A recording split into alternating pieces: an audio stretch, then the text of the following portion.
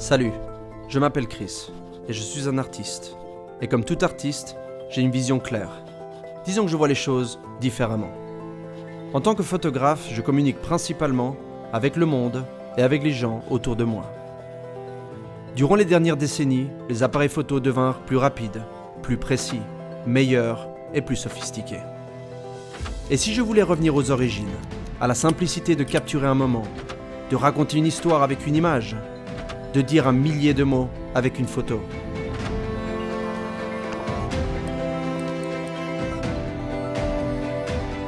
Depuis le début des temps, Leica a joué un rôle majeur dans l'évolution de la photographie.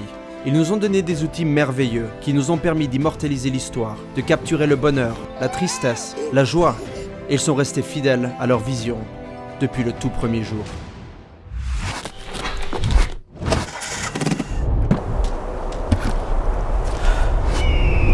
Ma série préférée, c'est le Leica M. Je ne vais pas mentir.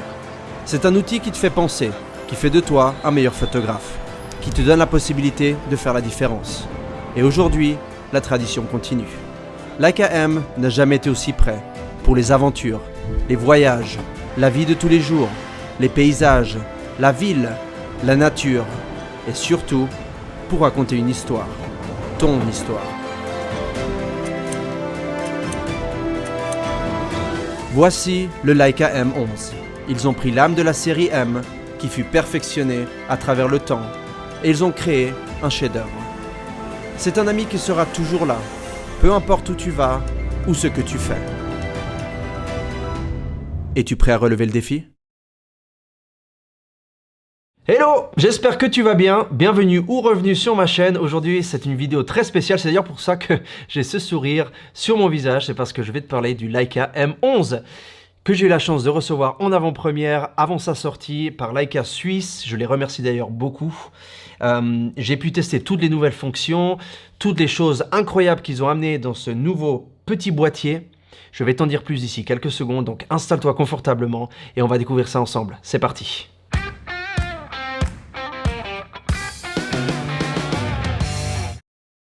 Le capteur est maintenant multi-résolution. C'est un capteur BSI CMOS. Qu'est-ce que ça veut dire tout ça? Ça veut dire que tu peux choisir de quelle taille tu veux que tes fichiers DNG soient. Donc tu peux choisir entre 60 mégapixels, 36 mégapixels et 18 mégapixels. Ce qui est absolument incroyable. Et je vais te dire pourquoi. Imagine que tu veux aller faire un tour avec ta famille, tes enfants, faire des photos à l'anniversaire de ton fils ou de ton chien ou j'en sais rien. Des photos tout simplement entre guillemets banales de tous les jours, mais que tu veux pas que ton disque dur se remplisse en 2 jours avec des photos de 60 mégapixels. Ce que tu peux faire dans ce cas, c'est que tu choisis une résolution par exemple de 18 mégapixels, comme la résolution qu'on trouvait sur le Leica M9 par exemple. Et tu prends des fichiers JPEG qui sont de taille maximale. Comme ça, les photos que tu shootes seront très bonnes en fichier JPEG, mais dans le cas où tu dois faire des ajustements, par exemple des contrastes, saturation, etc., tu as toujours le fichier DNG de plus petite taille qui va te permettre de faire ces ajustements-là, lorsque tu en auras besoin. Ça, c'est aussi quelque chose qui rend la tâche plus simple à l'appareil photo, parce que faire des photos de 60 mégapixels ou faire des photos de 18 mégapixels, c'est pas la même chose, et ça va te rendre la vie plus facile. La petite roulette qu'on trouve ici en haut, maintenant descend jusqu'à 64 d'ISO, et le maximum, c'est 50 000 comme on trouvait dans les appareils photo précédents. Je ne sais pas qui va utiliser 50 000 ISO sur un Leica M, mais dans le cas où tu en as besoin, c'est là. Il y a un nouveau filtre de couleur sur ce capteur, ce qui donne des meilleures photos, des meilleures couleurs, et ils ont en fait amélioré le rendu final des JPEG et des fichiers DNG. Ok, maintenant parlons des choses importantes. Et l'une de ces choses, c'est la batterie. Alors tout d'abord, cette batterie sort comme ça. Donc il n'y a plus de plateau dessous, il n'y a plus cette plaque qu'il fallait chaque fois remettre et si tu l'oubliais, tu ne pouvais pas faire de photo, etc. Donc ça c'est le gros plus. Maintenant qu'on finit cette parenthèse, la batterie a 64% de capacité en plus. Ça veut dire que, en gros, imagine, tu peux sortir le matin, revenir le soir et tu as encore de la batterie, tu as encore du jus dans ton appareil photo. D'ailleurs, j'ai chargé une seule fois pendant tous ces tests. Donc c'est pour dire que c'est une très bonne batterie. Cela m'amène au prochain point qui est l'USB-C. Donc maintenant on a un USB-C ici dessous. Et oui, c'est une très très bonne nouvelle parce qu'avec cet USB-C tu peux charger l'appareil photo et tu peux aussi transférer les données. Donc si tu n'as pas envie d'enlever la batterie, d'enlever la carte SD, etc., tu peux tout simplement le faire directement sur le port USB-C qui se trouve dessous. Ça m'amène à un autre point encore, qui est le fait que cet appareil photo a 64 Go de mémoire interne. Ce qui est génial si, comme moi, tu oublies tout le temps tes cartes SD chez toi ou au studio et que tu arrives sur place et que tu ne peux pas faire tes photos parce que tu n'as pas de mémoire. Alors là, tu vas pouvoir le faire. La mesure d'exposition est intelligente. Qu'est-ce que ça veut dire?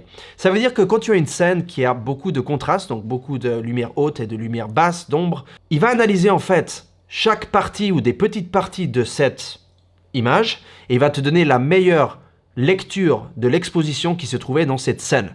Ça va te permettre d'avoir des meilleures images en noir et blanc, par exemple, avec un meilleur contraste, ou même en couleur, parce que moi, personnellement, j'aime photographier en noir et blanc, mais ça va donner un meilleur contraste, une meilleure lecture de l'exposition, et c'est quelque chose qui est très utile, surtout quand tu utilises un Leica M, puisque c'est quelque chose que tu peux utiliser pour avoir des images très contrastées et qui ont vraiment ce punch Leica. Voilà. Il a une connectivité certifiée Apple, donc que ce soit par câble ou sans fil, tu vas pouvoir connecter cet appareil photo avec l'application Leica Photo.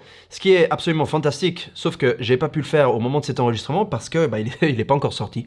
Voilà, mais je suis sûr que à la sortie de cet appareil photo, dès qu'il sera dévoilé, ils vont rajouter le M11 à l'application Leica Photo. C'est bien si tu veux faire des selfies. Non, je plaisante, tu fais pas des selfies, mais tu pourrais en faire si tu veux. C'est bien si tu veux faire des photos de groupe, si tu veux faire des longues expositions, mais évidemment, si tu veux faire les photos de loin ou depuis ton téléphone, tu peux le faire. Et l'autre raison pour laquelle tu utiliserais Leica Photo, c'est pour revoir les photos lorsque tu es à l'extérieur, par exemple. Et c'est très pratique parce que ça, comme on le sait, c'est un appareil manuel complètement. Donc des fois, ça se peut que tu ne chopes pas vraiment la mise à point sur ce que tu veux et tu peux voir directement comment ta photo sera directement sur ton téléphone. Il y a 5 styles de film. On a standard, naturel, vivide, noir et blanc natif et noir et blanc à haut contraste. Ça, en fait, c'est des styles de film que tu peux mettre sur tes JPEG qui donneront un look différent. Donc, pour te montrer un petit peu comment ces looks se comparent l'un à l'autre, j'ai fait des photos sur un trépied de façon à ce que tu puisses voir la différence entre ces styles. C'est parti.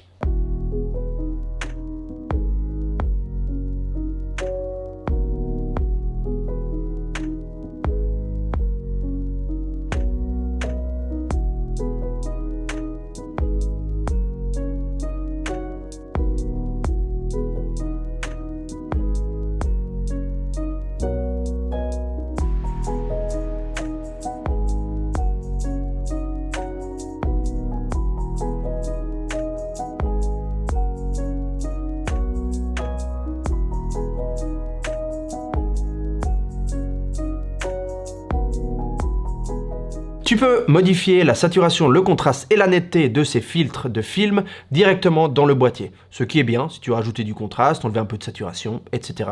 sur tes fichiers JPEG. Le design typique et fantastique de Leica n'a pas changé et ils ont rajouté d'ailleurs une couche qui est anti-rayures ou qui est plus résistante aux rayures.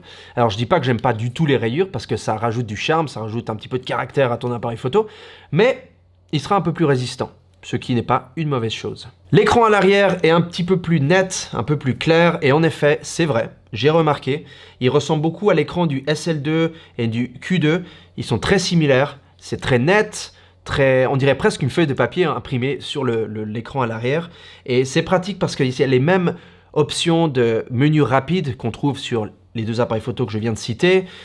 Tu as les mêmes boutons à l'arrière. Donc d'ailleurs, ils ont enlevé le bouton Live View et l'ont remplacé par un bouton de fonction, ce qui est pratique parce que tu peux assigner ce que tu veux. Donc tu n'es pas obligé d'avoir le Live View, mais tu peux tout simplement assigner n'importe quelle autre option et tu l'as directement ici sur le bouton. Ils ont également rajouté le bouton ici en haut.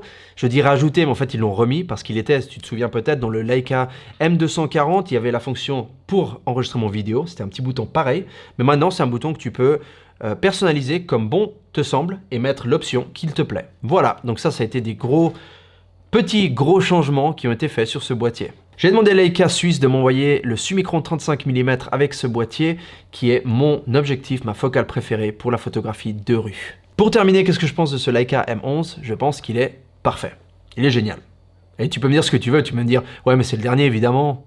Tu vas l'adorer parce que c'est le meilleur qu'il y a eu jusqu'à maintenant, etc. » Mais c'est pas juste pour ça, c'est juste pour toutes les petites options qu'ils ont changées, ils l'ont peaufiné et ils l'ont rendu encore meilleur. Voilà. Je pensais pas que c'était possible, mais voilà, on a le Leica parfait, le M11. Dis-moi dans la section des commentaires en bas ce que tu penses de ce Leica M11.